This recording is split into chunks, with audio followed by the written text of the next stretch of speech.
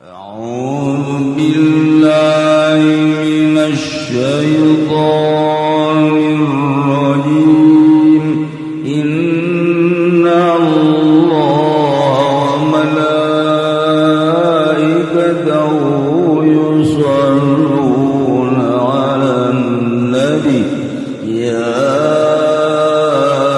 أيها الذين آمنوا صلوا عليه وسلموا تسليما اللهم صل على سيدنا محمد وعلى آل سيدنا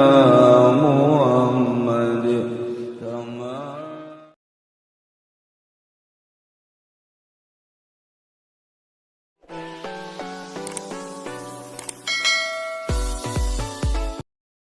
urang teh hayang naik derajat urang munggu Allah subhanahu wa ta'ala faktor mana sektor mana urang nu bisa ye urang mah kebenaran bogana tanaga pake naikeun derajat ka Gusti Allah urang mah ku Gusti Allah diberena teh dunia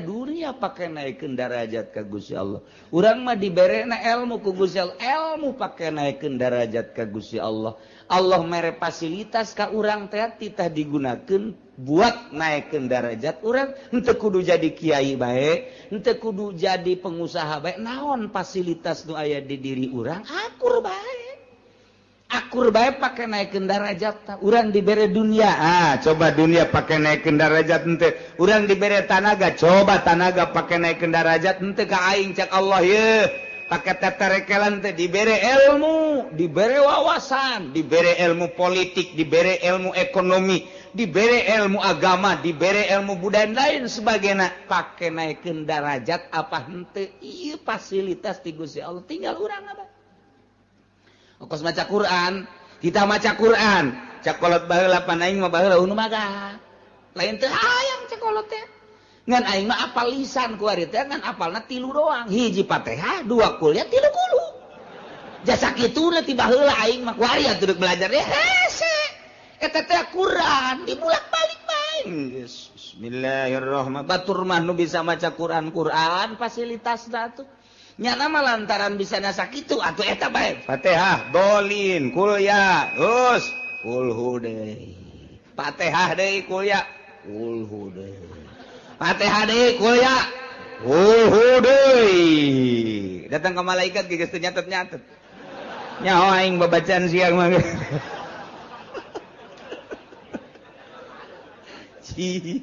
atuh kos kitu bae eta ulah jadi ulah risi ku sebab teu bisa maca Quran aja lep teu baca eta Quran eta geus bae kulhu bae geus kulhu bae dieu kulhu kaluar kulhu di jero kulhu peuting kulhu barang kulhu bae emang di sana eta doang eta teh Quran jadi atakah pan urang mun maca kulhu 100.000 haram ka neraka Masya Allah 100.000 baca bae kulhu bismillahirrahmanirrahim 70.000 cek sakaol mah dia sih 100.000 kan kurang baca kulhu coba eta aya keneh waktu jang aki-aki mah jeung nini lah aing mah mendingan diharamkeun bae ka surga ka neraka maca kulhu bae pas beres 100.000 pae nya geus bae boga atakah nah di akhirat begitu dipertimbangkeun deuk ka neraka Gusti abdi ngadenge pan di pangajian saha nu maca kulhu 100.000 cenah cak kiai pan kiai ge kangjeng nabi cak ti Gusti cenah haram ka neraka abdi deuk demo lantaran teu bisa abdi mah abdi ngadenge ku ceuli abdi bose mah nundutan ya lap-lapan lah jadi tah bahasa-bahasa kos itu bisa pakai pertanggung jawab ke Gusti Allah tah eta hasil ngaji pan hasil ngaji mun kitu mah urang teu ngaji pan saya maca naon maca qul jasa nah yang maca bae engkeuna moal bisa demo ka Gusti begitu ka nerakakeun atuh pan Gusti abdi maca qul cak sahnya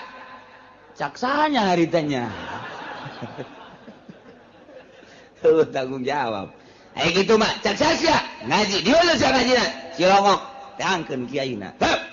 bener pernah ngutakan bener cak sia bukan kurang tepan qala Nabi sallallahu alaihi wasallam man qara al ikhlas bi'ata marrah bi'ata alfi marrah bejakeun ataqallahu dah pada eta cak Kangjeng Nabi tapi dipanggil bener pencak Gusti wah bener ieu mah tuh geus ka sorga kan cak malaikat ieu catatanna aya nonton TV geus sampura ampura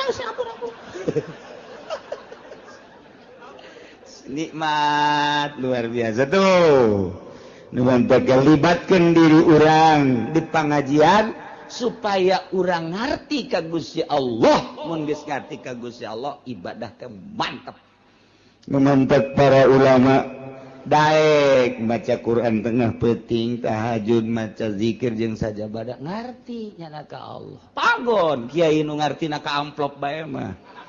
undangan teh kerek nyana undangan aing ngabeun paruyang ceuk nya ieu duh esek cek oh nang puyeng teu lain undangan teh kudu nikmat alhamdulillah rineh ieu maca Quran nu biasana osok sajus ieu mah undangan ieu bisa 5 juz ieu mah lain rokok beak ieu we nu ngondang sial kas geus ipis ieu heran lah gua dakwah sih geus kitu Masya Allah tah wauhkeun diri urang carana supaya urang wauh libatkeun di pangajian abeh urang ngarti kanu diibadahan ku urang sebab wal amalul qalil yanfa'u ma'al ilmi billah wal amalul katsir la yanfa'u ma'al jahli billah jadi jelema teu paham ka Gusti Allah jelema can wauh ka Gusti Allah salat deui maca Quran maca sholawat zikir terus bae dilawan ku bari diuk bae ku wali mah hebatan wali aya sia gara salat bae salat sia nu loba jutaan rakaat wali mah kerek diudangkeun dahar bismillahirrahmanirrahim tas dahar itu mah waduh keur tunjulan we salat wah jadi diudangkeun deui dahar deui dahar beres hebatan keneh nu kerek tah eta tah bentak iblis teh di ka masjid begitu di ka masjid terjadi nyana begitu ka masjid terjadi deui tanya kunaon eta terjadi ka masjid iblis aduh di dinya aya nu keur sare tanu keur sare sih beusi kahudangkeun nyana mah mun hudang waduh zikirna teu kawawa geus kena hees bae eta macak nyana itu pun nu salat teh diantepkeun sebabnya nama salat ge dibaturan ku kula ieu kula asup ka jero hatena he salat deui sia hayang kalem sia kuari mah hayang salat deui tuh eta mah teh nu hees nu kerek asal geus udang bae ge bahaya lurah dicarekan ku nya camat dicarekan geus kena hees bae nya mah tak kos kitu iblis ge teu kuatin kajian mengenai SB cuma dah eta tanda bahayana seorang manusia nu ngarti ka Allah bisa membabi buta teu pandang bulu saha jeung saha jeung nama zikir bae ka Gusti Allah iyalah iblis waduh cek kena ieu mah bahaya mendingan kena hasan dak lolobana kiai mah hare